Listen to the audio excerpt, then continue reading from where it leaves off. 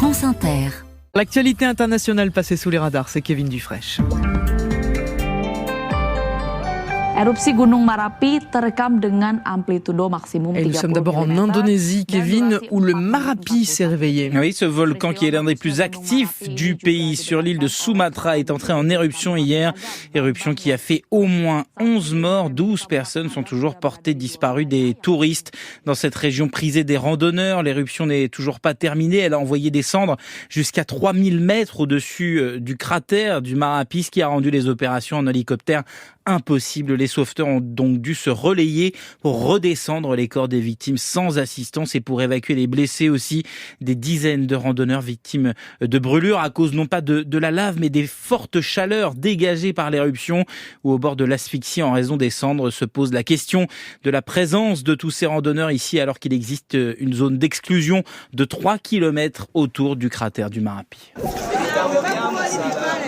Ceci est le plus grand marché d'Afrique, en Ouganda, où l'on vend des vêtements d'occasion. Mais c'est peut-être bientôt fini. Le gouvernement ougandais veut interdire les importations de vêtements de seconde main venus principalement d'Europe et des États-Unis. Le président Museveni a même dit récemment qu'il déclarait la guerre à ce commerce avec l'objectif de promouvoir à la place les vêtements africains. Sauf que ce marché de l'occasion est énorme en Ouganda. Les commerçants évidemment s'inquiètent et ne comprennent pas le projet alors que tout le monde y gagne, y compris le gouvernement qui taxe ces importations, disent-ils. Selon l'association ougandaise des revendeurs, 16 millions de personnes dans le pays, soit un Ougandais sur 3 achètent des vêtements d'occasion. Ils sont autant à craindre l'interdiction parce que les vêtements made in Ouganda ou made in Africa coûtent bien trop cher dans un pays où un tiers de la population vit sous le seuil de pauvreté. Mais c'est une question de dignité, répète le gouvernement, pour vendre sa mesure qui pourrait être votée dès janvier. Et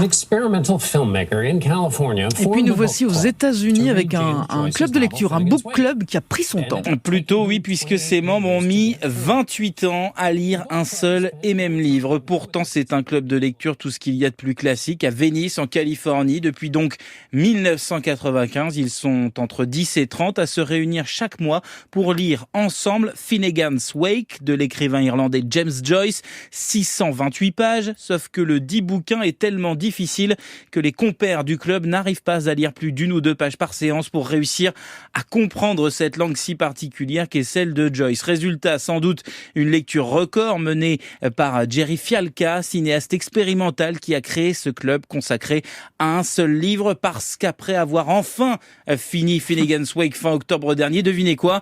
Ils ont recommencé. Parce qu'ils se souvenaient pas du début. Et voilà, parce que comme l'explique Jerry Fialka au Guardian, Joyce termine son livre au milieu d'une phrase qui se poursuit au début de l'ouvrage, qui ne se termine donc jamais, c'est dire la difficulté. Moi aussi j'ai du mal avec James Joyce, je suis beaucoup moins persévérante. Moi Donc aussi, bravo à eux.